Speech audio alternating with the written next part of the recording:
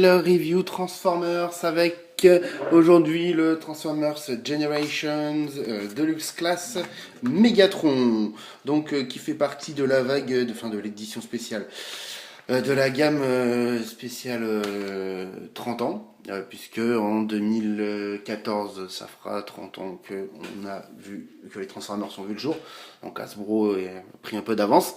Donc on nous sort pour le coup un Megatron dans sa version IDW, donc IDW qui est une BD Transformers, enfin une boîte d'édition qui a une licence pour faire des BD Transformers que je ne lis pas. Donc ça va être difficile pour moi de vous parler de cette version du personnage, en dehors de son aspect esthétique, parce que je ne lis pas, parce qu'elle ne sort pas en français.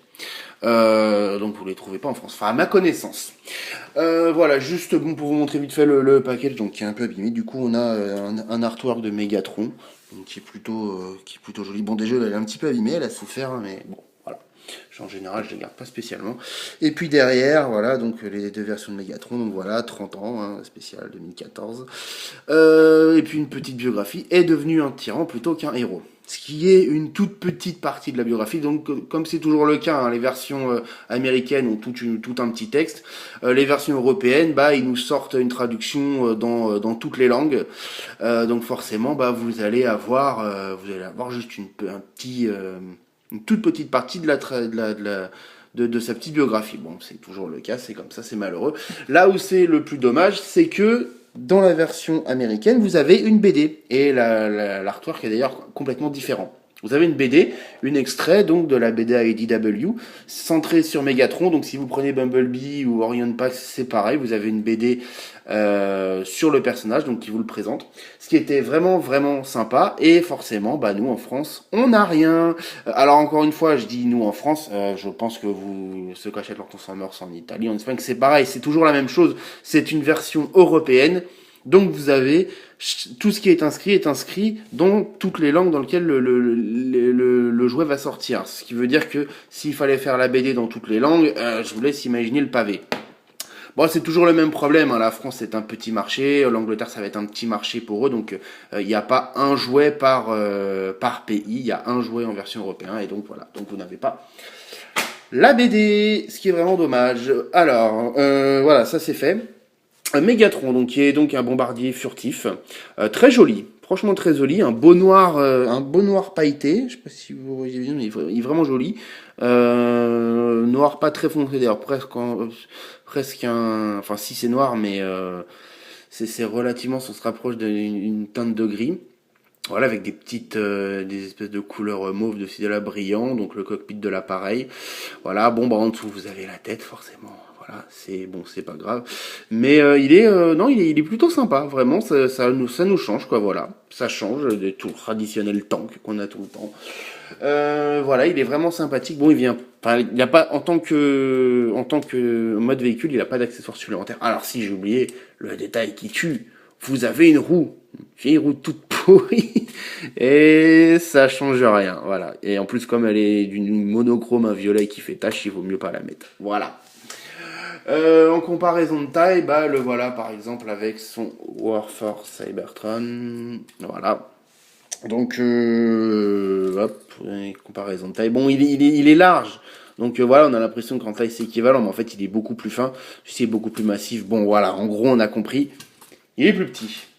Au niveau de la transformation, vous allez commencer par retirer ces deux ailes là. On va y revenir plus tard. Vous séparez ça comme ceci. Là, vous déclipsez, vous surélevez un peu, donc c'est sur un pivot là. Vous allez avoir les jambes là qu'on va détacher comme ceci. Hop. Vous allez pivoter comme ça. Là. Voilà. Vous allez déplier les jambes, les pivoter comme ça. Derrière, c'est vide. Et ouais, c'est comme ça. Bon, ça fait partie de la transformation. Donc voilà. Là, vous avez une double charnière. Donc vous baissez comme ça. Vous sortez les genouillères là. Voilà, vous avez les pieds là. Et puis vous pouvez, là c'est sur une charnière. Donc vous poussez un peu comme ça. Voilà, ce qui permet de plus ou moins fermer les jambes et cacher un petit peu le vide. Voilà, c'est plutôt sympa d'avoir fait ça. À ce niveau-là, vous allez détacher ces deux parties-là comme ceci. Hop, vous allez les reculer. Donc là, pareil, vous avez un double pivot. Donc vous le reculez comme ceci. Vous surélevez ça, là, voilà, pareil, ça, sur un pivot. Et vous allez venir mettre ce petit clips ici, là. Voilà, donc pareil de l'autre côté. Hop, voilà. Voilà. Vous allez, hop, donc descendre ça, le plier comme ceci. Donc vous avez la tête là qui va sortir. Vous repliez ça, et là vous avez deux petits picots qu'il va falloir mettre là. Voilà. On est bon, vous avez les pieds, et puis après il n'y a plus que les bras à faire. Donc là vous avez, hop, comme ceci. Vous allez ramener là. Voilà. Et puis il y a ces parties-là qui sont sur un pivot, on fait une charnière aussi, je sais pas trop pourquoi. Voilà, vous pouvez les ouvrir complètement. Bon voilà, c'est noté dans la notice d'ailleurs.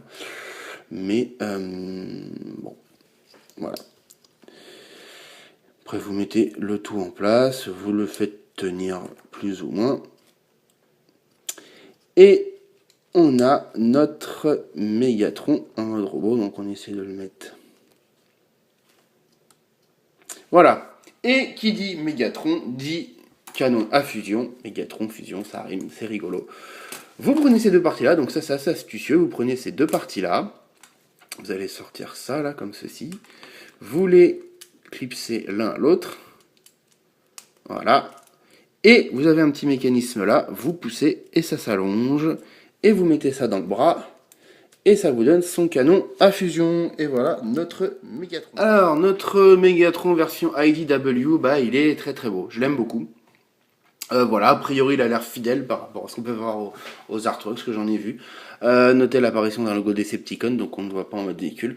Il est vraiment très bien. Il est bien articulé.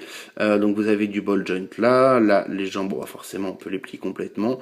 Bon, vous avez ce vide derrière, malheureusement. Bon, c'est partie de la transformation. Encore une fois, le vide n'est pas proprement parlé gratuit. Et puis il y a ces petits mécanismes qui permettent de fermer plus ou moins les jambes, mais ça n'empêche que voilà, c'est du vide. Les mains sont très basiques, hein, vraiment très très basiques. Les coudes on peut les plier. Vous avez un pivot là. Bon, le canon s'enlève, c'est pas grave, je vais le remettre après. Là vous pouvez baisser de bas en haut, plus un ball joint là. La tête elle est sur un ball joint, mais voilà, vous voyez c'est difficile de la bouger. C'est déjà difficile d'avoir accès, et puis elle est un petit peu enfoncée. Vous voyez, je sais pas si vous voyez bien, mais un petit peu, ce serait bien ça aurait été bien qu'elle soit un peu plus élevée. Alors vous pouvez, en tirant bien, voilà, faire ressortir un peu cette partie-là. Sauf que du coup, il a un peu tendance à regarder vers le haut. Voilà, donc là ça fait, bon là c'est un petit peu mieux. Mais c'est bon, voilà. Hop, sorti de ça, il est vraiment très beau, j'aime beaucoup la couleur. Les couleurs sont vraiment belles. Bon bah toujours ce gris, ce noir gris foncé plutôt joli. Hop, on va lui en mettre son arme parce que hein. Voilà. Son canon, voilà, ça fait un petit peu bizarre forcément quand on regarde comme ça son canon à fusion. Bon voilà, c'est dommage. Ça fait un peu bizarre, le fermer un petit peu plus ça aurait été sympa, mais sinon ça passe. La taille est acceptable. Alors il tient debout pour peu qu'on le positionne bien, parce qu'il a des petits talons à l'arrière, mais voilà. Il est vraiment beau. Il est vraiment beau. C'est un beau Mégatron. Voilà, la tête est fidèle. Alors, il y a un light piping, mais je vous le montrerai pas parce que vous n'arriverez pas à le voir parce qu'il est assez faiblard. Surtout qu'il y a cette partie derrière qui cache, donc voilà. Non, un beau Mégatron. Voilà, franchement, un beau Mégatron. J'aime beaucoup cette figurine. En termes de comparaison de taille, bah, le voilà à côté du War for Cybertron, et là forcément au niveau taille il n'y a pas de comparaison possible, hein. Voilà, on voit encore une fois, bon, de toute façon cette gamme de jouets je crois était la dernière de taille acceptable, les Generations de 2010 voire début 2011. Après ils sont passés ils sont passés, c'est avec Dark of the Moon que ça a commencé vraiment à réduire. Bon, voilà, bref. Voilà, donc oui, clairement, c'est plus par rapport à rapprocher en termes de taille du Fall of Cybertron, le voyez à côté de Optimus Prime. Et là, on est plus dans l'idée, voilà, en termes de taille. Voilà, donc non, franchement, une belle figurine. À noter que vous avez, alors derrière, voilà, dans le dos, ça fait un petit peu vide, évidemment, même si c'est cette partie-là qui cache. Mais à côté de ça, vous avez pratiquement pas de keyboard, ce qui est plutôt pas mal.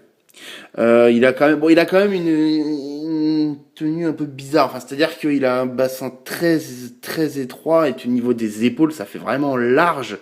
Il fait vraiment large. Il aurait fallu qu'il soit un peu plus grand. Voilà, pour que ça fasse vraiment bien.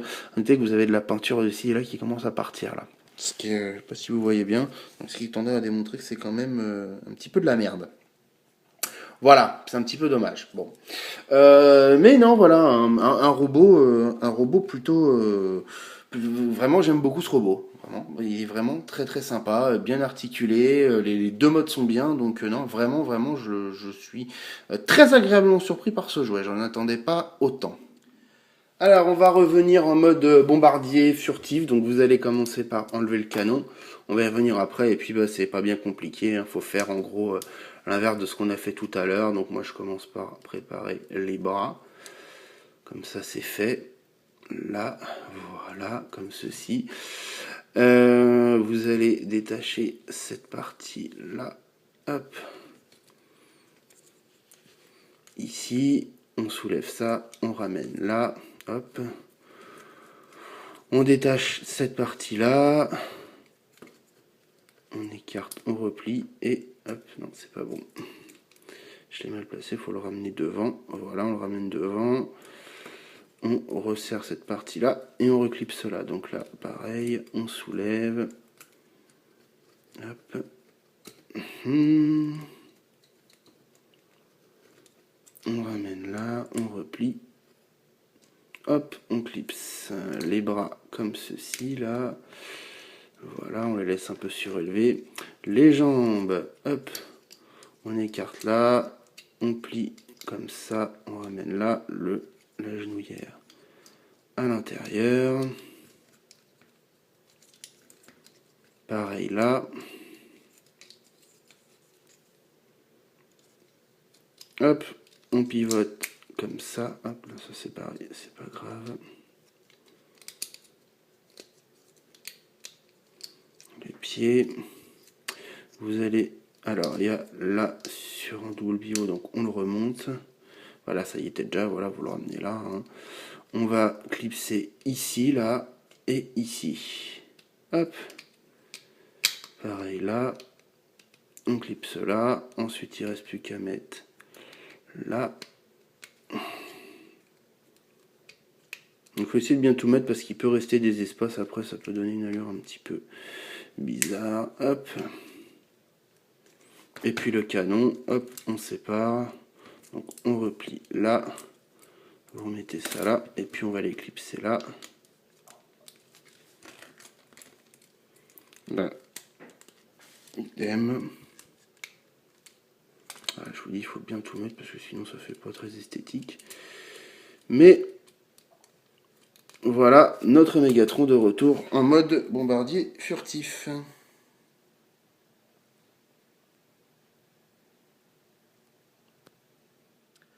Voilà, bon, conclusion, oui, c'est un jouet que je vous recommande malgré tout. Voilà, quelques défauts qu'on a l'habitude de retrouver maintenant sur les Transformers, la taille, un petit peu de vide de ci, de là. Voilà, la BD, malheureusement, qu'on savait très bien, mais bon, ça aurait été, c'est toujours regrettable, même si c'était prévisible. Mais sorti de ça, c'est vraiment un beau jouet, c'est vraiment un beau Mégatron. Voilà, il aurait juste fallu qu'il soit plus grand, mais bon, ça, c'est comme ça, malheureusement. Donc, honnêtement, ouais, passez pas à côté. Bon, alors attention, ils sont relativement chers. Je crois que là, on commence un petit peu à nous prendre pour des gogos au niveau des jouets. Donc, faut le trouver à prix correct quand même, faut pas mettre une fortune non plus, mais à l'occasion prenez-le, je pense que vous regretterez pas, c'est vraiment un bon jouet. Voilà, je vous remercie tous d'avoir regardé cette review et je vous donne rendez-vous à la prochaine. Salut.